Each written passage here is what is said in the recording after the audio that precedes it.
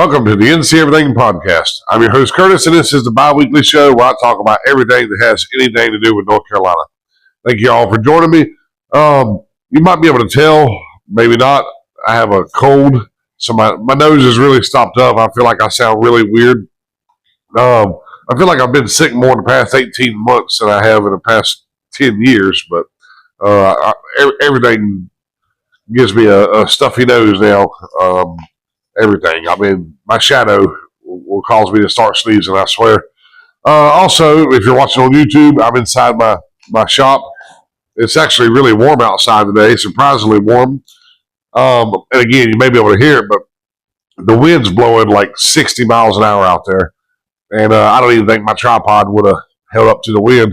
So you may hear some banging out there. That's all sorts of branches and stuff flying around. But if you're all watching on YouTube, sorry about my mess. I wasn't planning on recording in here, and I hadn't cleaned up in a while. I'm not going to talk for too much longer. Well, I'm going to talk for a little while longer. But I'm not going to run my mouth for that much longer. I will say this is another crime episode, specifically murder. So this goes without saying that the content in this episode could be disturbing to some listeners. So definitely listener discretion is advised. Be aware of who's around you, who may be able to hear some of the details of this episode. It's a bad one. And I say, listener discretion, I tell you, it may be disturbing.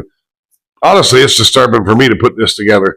I've done a few crime episodes where I really enjoyed learning about the crime. I enjoyed reading about it, I don't obviously enjoy the crime itself, but it was interesting, learning and reading and also trying to figure out who did it myself. This isn't one that I really enjoy putting together. It's important. I'm not one of those guys that loves what do they call it, gory porn or whatever. I don't enjoy stuff like this, but it's important for us to know about. It's important to Eve Carson, so I am definitely going to tell this story, despite how disturbing it may be. And so here we go to the brutal murder of UNC student Eve Carson. Eve Carson was born in Athens, Georgia on November 19th, 1985. And I could probably do a whole episode on just her accolades. She did everything. Nothing got in her way. She was elected the president of the student body of her high school. She was a class valedictorian. She was the vice president of the school's National Honor Society. She volunteered at a safe house for abused and runaway teenagers. She worked as a lab assistant in a stem cell research laboratory. And eventually she enrolled at UNC Chapel Hill. There she majored in political science and biology. Wow, I don't know if y'all can hear that, but it sounds like the building's coming down. She majored in political science and biology. She earned a membership to the Pi Beta Kappa Honor Society, which I'm told, my wife is a UNC student, and I'm told that it's pretty hard to get in those honor societies. And again, if you read all this stuff about Eve Carson, it's no surprise that she got into the Pi Beta Kappa Honor Society. And during all this at UNC, she still continued to volunteer for a whole bunch of organizations. And again, I could probably do a whole episode on just everything she did in her short life. And kind of a cherry on the cake. And by the way, if you know Eve Carson or you're family member Eve Carson, I do want to say I honestly do not mean any disrespect to Eve at all. This, I read about this murder years ago. It really does bother me. Nothing I say in here, do I mean to be insensitive. That's a promise. But the cherry on top, the last thing she did in her life, she became UNC's student body president. That was April of 2007. Now, before I get to the crime itself, let's go over the perpetrators. Unfortunately for Eve Carson, she had to share the world with two dickheads, DeMario Atwater, age 21, and Lawrence Lovett, age 17. And those were their ages at the time of the murder. And I'm only going to be using their last names for the remainder of the episode, but it is DeMario Atwater and Lawrence Lovett. Atwater and Lovett, they had a really long criminal history. Atwater, he had convictions for possession of marijuana with intent to sell, trespassing, robbery, assault, breaking and entering, and possession of a firearm while on probation. In fact, he was still awaiting a court date for this illegal firearm possession at the time of the murder. So obviously, he really didn't give a whole lot of crap about society or being an honorable member of it. For Lovett, his conviction list included drug possession, larceny, breaking and entering, illegal possession of a firearm, and he was also on probation for breaking and entering at the time of Eve Carson's murder. So now let's get to that horrible night. It's 2008. It was the night of March 4th. Lovett, he calls his friend, a guy named Jason McNeil, and he asked him to drive him and Lovett asked Jason McNeil to drive him and another friend to Chapel Hill, and he was, I guess, honest about it. He told McNeil, he said, "I want you to drive me up to Chapel Hill because I want to rob somebody." And McNeil, like a normal person, he said no. So Lovett, he takes his mama's car instead, and along with him, he takes his pal Atwater. They drive to Chapel Hill and they start looking for somebody to rob. Now, keep in mind, nowhere in my research does it say that they were, in debt and they owed somebody a bunch of money, or, like Happy Gilmore, they're trying to raise money to save their grandmother's house. Nothing like that. It reads like they were doing this for a hobby. For me, I podcast, I play guitar, I fish, I golf. I even taught myself how to crochet recently, which I'm pretty proud of that, actually. But these guys, I guess their hobby is to, they get bored and they go rob people. So Atwater and Lovett, they're somewhere in Chapel Hill. I didn't see where, but they see Eve Carson walking to her car. So they approach Eve and they force her into the back seat of her own car. Lovett, he gets into the driver's seat, and Atwater, he gets into the back seat with Eve and holds a gun to her head. And I'm not sure what all was said here, but they made Eve believe that they were going to hurt her unless she did what they told her to do. And so they commenced to driving Eve around to various ATMs and forcing her to withdraw money. I'm assuming this is one of the last ones. At 3:55 a.m., they robbed her of $700 at an ATM at University Mall in Chapel Hill. One thing some of you may not know about me, I'm from Orange County. I actually live in Chapel Hill, the greater Chapel Hill area. I don't live on campus. I'm not far from campus. This ATM at University Mall, I'm not sure if it's still there because I hadn't been there in a long time, but I've used that ATM many times in my teen years and years ago. And also where she was murdered at. I go past there probably every weekend going through Chapel Hill, riding around. I've actually, one of those things, where it's horrible, but I force myself to look at it. I've actually driven to the intersection that I'm going to talk about where she was murdered. So I didn't get out of the car, I didn't stand there, but I did go and see the area where the murder took place. But keep that in mind, they grabbed her on the night of March 4th. By the early morning hours of March 5th, they were at the ATM at the University Mall. Now, at some point during all this, and I guess this is testimony from the two guys, at some point during this, Eve, she did try to defuse the situation. She promised, they could have anything they wanted, and they didn't. She told them, you don't have to kill me. Take whatever you want. However, that's exactly what they had planned on doing. You see, these two idiots, they decided not to cover their face.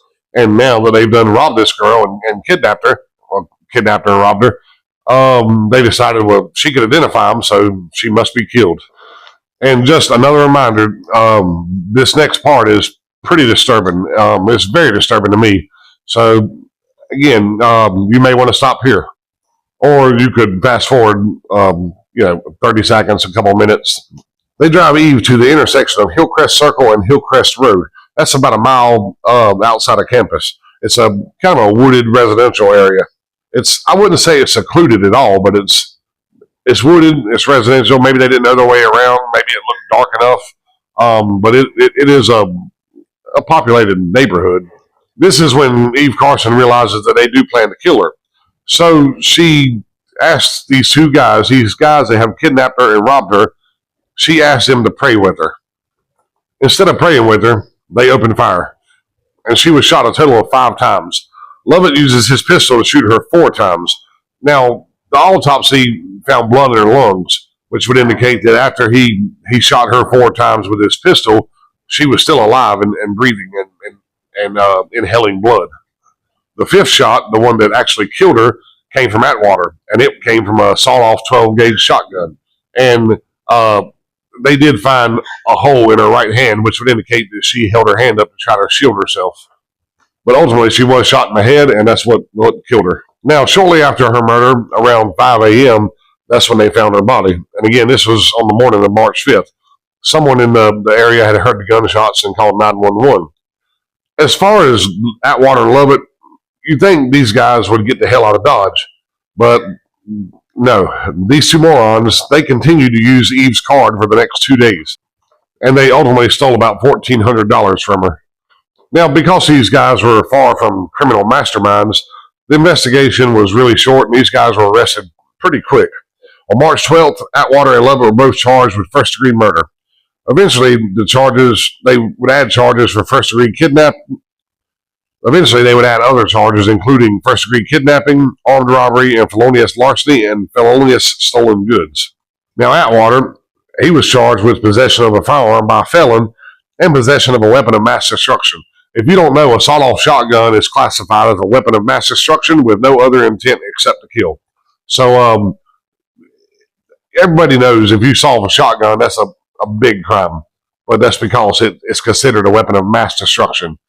And I don't mean to deviate too much, but if you don't know how a shotgun works, when the pellets come out of a shotgun, the long barrel keeps them pretty tight for a while. But once you saw it off, these pellets they spread out as soon as they leave the barrel.